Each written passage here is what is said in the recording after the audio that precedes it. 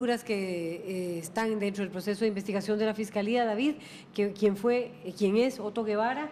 Él dio conferencia de prensa, nos dio declaraciones a nosotros en la mañana. Así es. Candidato del partido Movimiento Libertario, no renuncia a su candidatura y tampoco renuncia a la inmunidad hasta que la investigación no avance y realmente tenga señalamientos ya directos sobre esto. Nos tenemos para el análisis a Francisco Barahona, Paco Barahona y también a don Carlos Carranza. Bienvenidos, buenos días. Buenos días. ¿Qué futuro tiene el Movimiento Libertario con este procedimiento que realiza la Fiscalía hacia su principal figura, Otto Guevara? Buenos días. Bueno, yo comenzaría por decirle que independientemente de que sea positivo o negativo que Otto Guevara continúe, yo lo llamo ya un sobreviviente de la vieja política. Me parece que, bueno, que el pueblo tendrá que tomar decisión en relación a esa candidatura. Y yo puedo augurarle que probablemente le vaya a ir muy mal al movimiento libertario y a don Otto Guevara. Tan mal le puede ir que inclusive ese partido podría extinguirse, dado que la opinión pública es mayoritaria en el pensamiento de que hay que acabar con estas redes de influencia, y además le está dando un apoyo, un respaldarazo prácticamente unánime a las acciones de la Fiscalía General que ustedes acaban de analizar unos minutos antes de nuestra llegada. Y en ese sentido me parece que, bueno, políticamente está haciendo mal don Otto en no escuchar ese clamor de la prensa, ese clamor de muchos diputados y de la opinión pública, en el sentido de que él debería dar un paso al lado y permitir que su propio partido se renueve. Pero bueno, es su responsabilidad. Todos sabemos que don Otto es el que manda en el movimiento libertario y me da la impresión de que está haciendo todo para sobrevivir él y no para sobrevivir o ayudar a sobrevivir a su movimiento. Pero permítame hacerle un comentario. Yo amanecí con 3 sentimientos cruzados. Pesimismo, rabia y un poco de optimismo por la acción de la Fiscalía. Pero quiero hacer el comentario que este enorme escándalo del cementazo va mucho más allá que solo la acción de la Fiscalía. La acción de la Fiscalía es como la acción de un médico con el bisturí en último momento que tiene que abrir una herida para extirpar algún órgano dañado. Pero eso no significa ni que el paciente se va a recuperar, ni la velocidad en que se va a recuperar, ni que todo lo que hay que hacerle al paciente es simplemente el bisturí y sacar un órgano. No, no. El país tiene una crisis política profunda y esto es apenas un primer elemento, la acción de la Fiscalía ayer. Por eso digo que un poquito de optimismo, pero no demasiado optimismo. Yo tengo la impresión de que una vez que conozcamos el informe de la Comisión de la Asamblea Legislativa, vamos a conocer una trama urdida por décadas en este país, aunque sea muy puntual en el tema del cementazo, y que eso tiene ramificaciones profundas que no se van a resolver fácilmente. Si vemos lo que está haciendo la Corte Suprema de Justicia y algunos magistrados que están proponiendo reformas inclusive a la forma de elegir a los magistrados y las magistradas, bueno, todo eso está muy bien, pero para lograr eso implica un procedimiento de años, porque implica reforma a nuestra constitución política. Ya esta Asamblea Legislativa no lo va a hacer, lo haría la próxima. Esos son años de tiempo. El que pueda caer algún nombramiento de magistrados, por ejemplo, algún otro magistrado que esté coludido en toda esta dinámica. Entonces el problema político es mucho más de fondo y esto es simplemente una acción relativamente esperanzadora, pero cuidado, no es la única que se necesita y yo tengo dudas de que en el fondo el bisturí se profundice mucho más allá del tema de la Fiscalía. O sea, que usted dice que sí está avanzando la Fiscalía por un lado con acciones esperanzadoras, pero el cambio político no se está dando. Pero falta mucho más. Carlos Carranza, ¿cómo ve el futuro? Creo que, del movimiento siguiendo lo que decía don Francisco Barahona, hay una parte importante. Los magistrados suplentes actuaron como era correcto. Hicieron la indagatoria, hicieron el caso y además de eso fueron en persona, que esto tienen que ir a ese tipo de cosas. Creo que eso es vital. Eso significa un cambio de timón. Hay una diferencia en el Poder Judicial que hay que verla, en la forma de administrar, de gestionar y del cumplimiento de la ley. Ese elemento que dice don Francisco, en el programa Coyuntura habíamos hablado de una erosión de los poderes públicos y era esa erosión tiene que seguir buscando alternativas. Es decir, no se puede quedar en allanar una oficina, sino que tiene que buscar ese entramado que en estos momentos se da alrededor no solamente de las dos personas que han sido indagadas y un ministro, un viceministro, sino que hay que ver todas las redes que pueden haber alrededor de ese tema y posiblemente otros temas. Significa que los partidos políticos tienen que repensar en estos meses también cuál van a ser sus proyectos en esta área. Porque si uno lee las encuestas de todos los órganos que han sacado, se demuestra que hay una parte de la población que no está dispuesta a votar, pero además la que está dispuesta a votar hace repudio a algunas cosas importantes. Entonces, significa que el siguiente presidente de la República tiene que tener el tema de ética pública y el cumplimiento de las nuevas normas que hay que hacer como elemento fundamental. Porque una democracia se mantiene, pero una democracia media no es posible en el siglo XXI. Hay que pensar en una democracia que independientemente del estilo político y el estilo de desarrollo, cumpla con la normativa de bien público, de bienestar, de bien común. Si eso no se hace, estamos ante una situación compleja. La Fiscalía nos ha demostrado que sí se pueden hacer acciones y que sí se puede investigar. Uno esperaría que otros órganos del Estado actuaran de la misma manera como ha actuado en este momento la Defensoría. Pero los costarricenses no pueden pensar que esto se acaba aquí. Sería muy ingenuo pensar, porque alguna gente ayer tuvo demasiado optimismo, ¿no? Yo, igual que don Francisco, ayer cuando me levanté y estaba en un lugar determinado, vi eso y dije, bueno, este es el comienzo.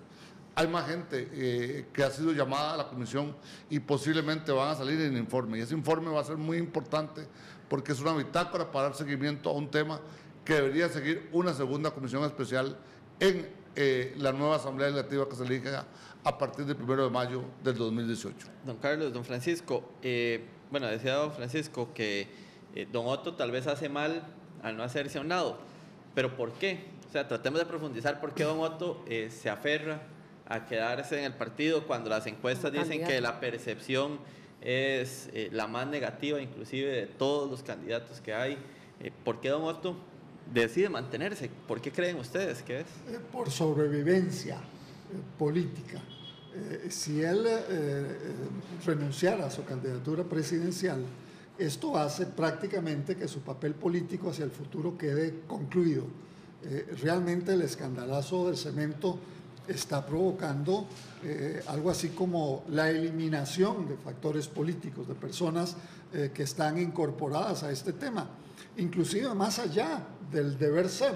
¿Qué quiero decir con esto? Bueno, hay excesos en la reacción de la gente con los personajes que han estado saliendo alrededor del tema del cemento chino.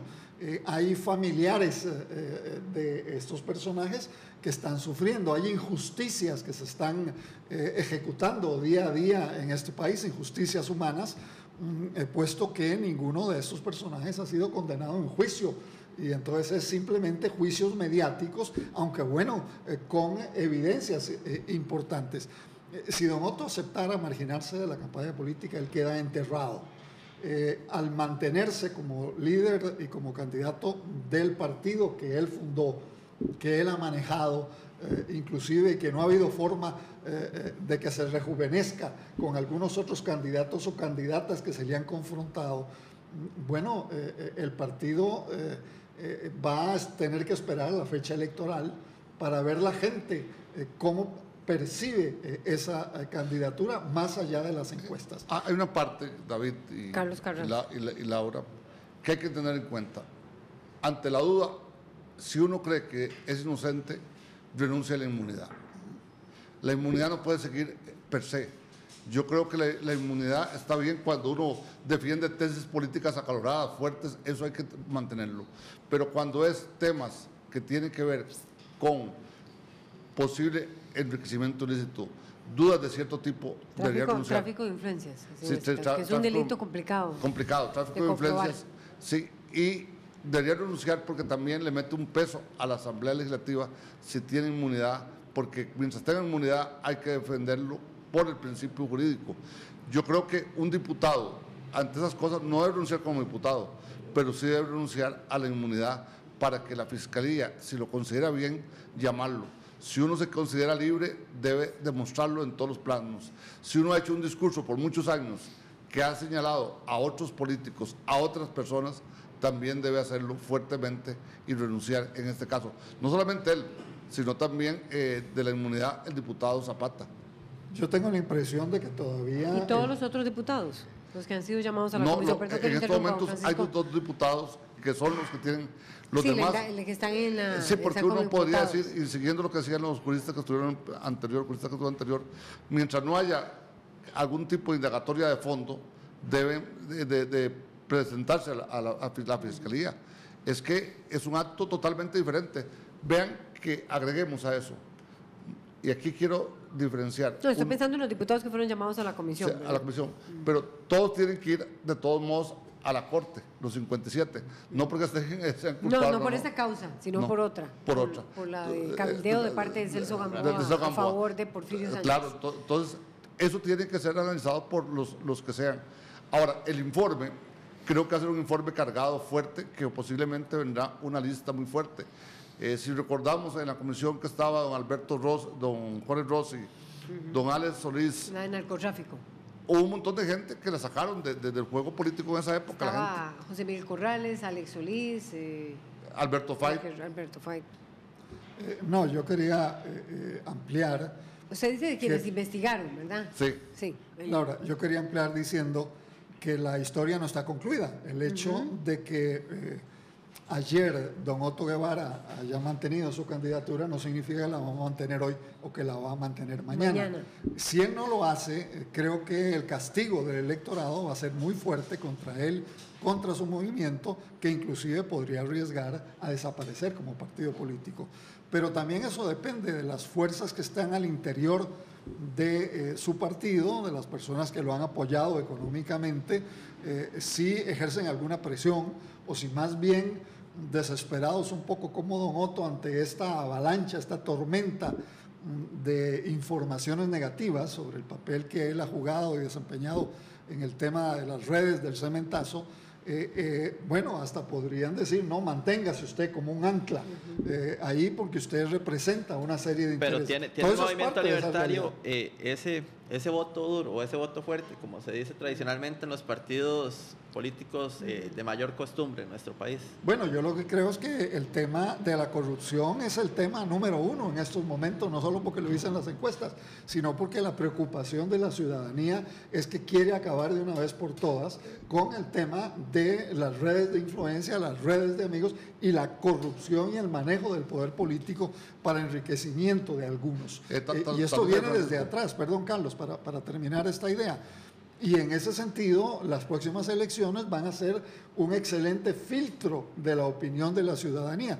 Y bueno, candidato o candidata, porque hay una mujer de candidata a la presidencia de la República, que no asuma verdaderamente esa bandera a fondo y se comprometa mucho más allá, inclusive de lo que hizo don Luis Guillermo en la pasada campaña electoral, pues le va a ir mal en el proceso electoral final, porque la gente en esta ocasión va a votar con mucha más conciencia en contra de la corrupción y probablemente a favor del candidato que más les convenza que pueda enfrentar esta realidad en el futuro. Entonces, Tal vez ahí, sobre el voto duro. Mire, usted puede tener voto duro, pero si el voto duro es muy bajo, eso significa que el partido muere. Si usted saca 0.5, saca 1, 2 o 3%, ese partido está muriendo. Porque, ¿qué pasa? Porque no hay coherencia, no hay claridad. Los electores llaman a una mayor claridad a los candidatos y que tengan más transparencia y que además cumplan con un decálogo mínimo de ética pública y de función pública. Posiblemente, en este caso, la ciudadanía va a golpear fuertemente a don Otto Guevara, independientemente de lo que venga en la parte jurídica. Pero ¿se golpea a don Otto o se golpea al movimiento libertario en los un dos. sentido, por ejemplo, de diputaciones? Pero es que pasa una cosa, cuando un candidato ha sido el único que opina y habla de democracia, pero la democracia no la ejerce dentro del partido, que cierta gente se ha retirado, se retiró hace poco una candidata de la Juela y todos escuchamos los criterios que dio la diputada Patricia Romero, Patricia Romero. primer lugar por Alajuela. Sí, pero también Natalia. Por sesiones. Na- Bueno, Natalia Ayer fue muy Díaz. claro, ella se separó totalmente de la posición de don Otto Guevara. Es un partido fraccionado, es un partido dividido fuertemente y golpeado porque no ha sido coherente con sus planteamientos ideológicos. Porque usted dice, mi énfasis es en una economía abierta, en un mercado abierto, usted no puede en ningún momento hacer acciones que vayan en contra de ese principio básico. Y creo que en este caso hay dudas sobre ese punto fundamental. Entonces va a golpear fuertemente no solamente a Otto, que puede ser el cierre de su vida política, sino también casi la desaparición del movimiento libertario. Las consecuencias no solo de todo esto que estamos comentando, no solo se refieren al movimiento libertario de don Otto, eso es porque ustedes nos han preguntado este tema, pero las consecuencias son mucho más imprevisibles. En estos momentos hay un candidato que superó al candidato que se suponía tenía mayor respaldo electoral, don Antonio Álvarez de Santi. El señor Castro, bueno, hace 2 semanas, 3 semanas, ya tenía un 15%. Yo supongo que la próxima encuesta nos va a dar un 17%, un 18%. Y eso es una tendencia realmente interesante desde el punto de vista del manejo electoral, pero preocupante para muchos, porque la candidatura de una persona que solo se basa en decir y en justificar que su lucha es contra la corrupción, pero no plantea otras alternativas, más allá que un modelo, digamos, autoritario de presidencialismo de golpe sobre la mesa, bueno, eso habla mal de nuestra democracia, suponiendo que esta evolución de crecimiento del PIN, desde el punto de vista de la expresión del voto electoral popular a favor del candidato Castro. Yo espero que de aquí a enero, de aquí a febrero, surjan otros candidatos que vayan fortaleciendo esa dinámica, porque de lo contrario el país, a consecuencia del tema de la búsqueda de soluciones contra la corrupción, podría arriesgarse escogiendo a una persona que desde el punto de vista político electoral podría significar elementos más bien de retroceso democrático en este país, cuando la gente quiere efectivamente ponerle un punto de freno a la corrupción, pero quiere un avance democrático. Y cuando hablo de avance democrático es la institucionalidad democrática debe funcionar. Los pesos y contrapesos en los poderes deben de permitir avanzar y además hay que hacer una reforma, un conjunto de reformas de fondo a nuestra constitución política. Y esto, bueno, es lo que está de telón de fondo de las próximas elecciones. Tal vez ahí yo haría una lectura además. Yo diría que si el viceministro de Hacienda no quiere renunciar, no renuncie, pero que pida permiso sin goce de salario. ¿Por qué? Porque cuando hay este caso, si hay un gobierno que se comprometió, un partido con la ética, un viceministro de esta naturaleza, ante una duda, debe allanar el camino para que no esté en una cota de autoridad dentro de un Ministerio de Hacienda, dentro del área de ingresos del Estado. Y eso es muy importante. Uno esperaría que el presidente de la República haga una reflexión estos días serena. No estamos culpando a nadie, pero uno debe a veces hacerse un lado, porque ante tantas dudas y tantas cosas, también el viceministro de Hacienda tiene que hacer ese elemento. Carguemos a los 2 diputados, pero también pensemos que el viceministro tiene que dar campo para que la investigación sea diáfana, clara y concisa. Totalmente de acuerdo con lo que acaba de decir don Carlos, pero yo quiero aprovechar para afirmar que tengo la impresión de que el presidente ya prácticamente está renunciando a ejercer la presidencia en lo que es el liderazgo ético de esta administración. A través de los últimos 2 años, el presidente ha tenido más de una oportunidad de pedir renuncias a ministros, a viceministros que merecían haber sido destituidos o por lo menos marginados del gabinete.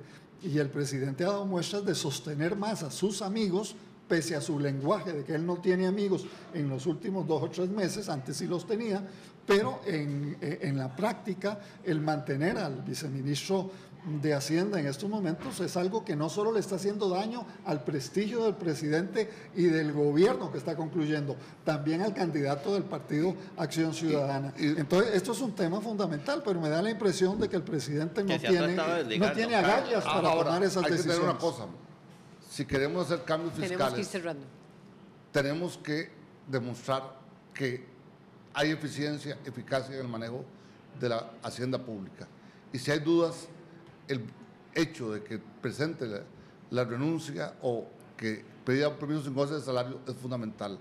Tiene que ser los iniciados, en este caso más fuertes, los que tienen que renunciar a inmunidad y por lo menos pedir un permiso sin goce de salario si es posible.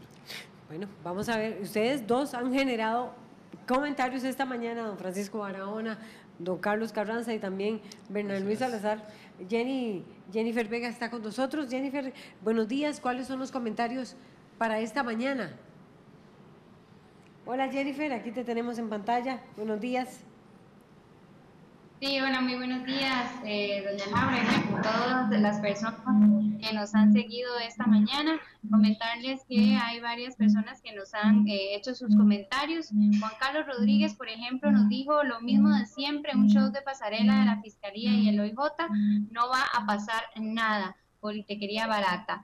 Eso con respecto al primer tema, también se han generado otros comentarios como el de Carol Tatiana Campos, que ella nos dice: lo que se necesita es que todos los órganos del gobierno eliminen la corrupción, sino todas las acciones tomadas a esta situación y cualquier otra quedarán impunes. También tenemos otro comentario de Josué Aguirre Tomás, y es que él nos dice que estará pasando a lo interno del movimiento libertario como una consulta, y como ya los analistas pues hacían las aclaraciones y lo que ellos consideran. Alejandro Sáenz también nos dice: si no renuncian a la inmunidad es porque porque se saben culpables, más bien, igual que Angulo del PIN. Bueno, y también comentarles que nos han hecho muchísima sintonía también con respecto a saludos desde diferentes partes del país y también desde fuera de nuestras fronteras. Esto es por el momento, compañeros, vuelvo con ustedes.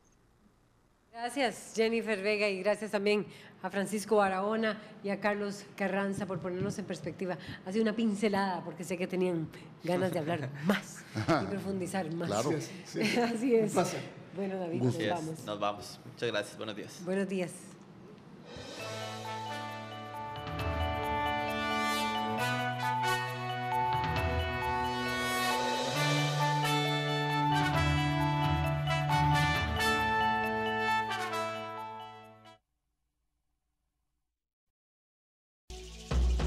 A continuación, Promuévete.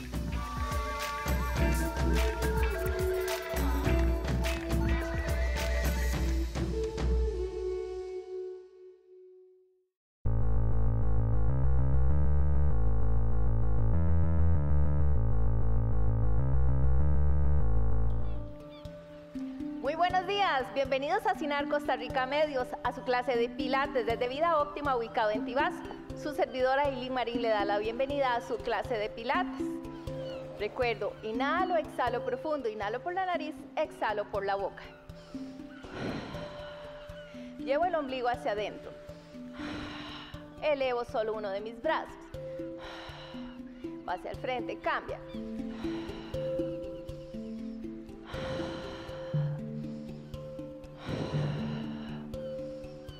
Escápulas bien atrás, pecho va hacia afuera. Trato de que mis hombros no vayan hacia adelante. Contraigo bien el abdomen. Una más. Y llevo las manos por detrás de mi cabeza, dedos entrelazados, inhalo, exhalo y tronco se gira lentamente exhalando. Inhala. Voy a tratar de que mi cadera no gire, únicamente el tronco es el que va a trabajar, llevando el ombligo bien hacia adentro. Inhala, centro, exhala y voy al lado. Inhala, glúteos contraídos. Exhala y lado. Inhala. Una más. Y quedo brazos abajo, palma de la mano viendo hacia el piso, pecho hacia afuera, escápulas atrás. Inhalo, exhalo y círculos con mis manos hacia atrás. Inhalo, exhalo. Inhalo, exhalo y voy hacia el frente. Inhala, exhala. Inhala, exhala. Cierro mis manos. Exhalo y voy al lado. Abro. Inhala. Exhala y gira. Inhala. Exhala, giro. Recuerdo, trato de mantener la estabilidad en la cadera, o sea que mi cadera no gire. Inhala. Exhala. Abro.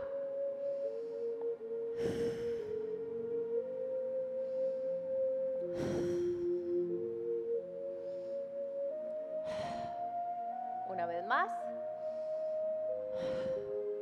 Y quedó perfecto. Llevo brazos abajo, hombros van hacia atrás. Inhalo, exhalo. Inhalo, exhalo. Inhalo, exhalo. Y brazo derecho se eleva, exhalando. Alargue bien esa espalda. Lleve el ombligo bien hacia adentro. Abdomen bien contraído. Inhala, baja. Exhala, sube.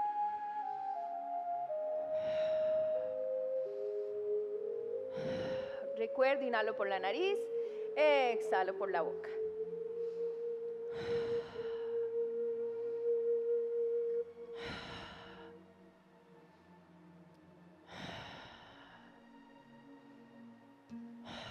Una vez más. Y quedo. Llevo manos hacia el frente. Inhala. Exhala, se va a abrir y nuevamente al frente.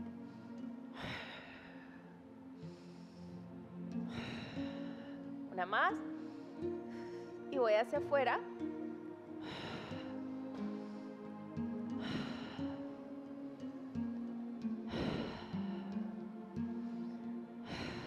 Una más. Perfecto. Me voy a colocar de medio lado. Voy a llevar brazos hacia arriba. Inhala, exhala y llevo ombligo hacia adentro. Pelvis un poco hacia adelante. Contraigo glúteos.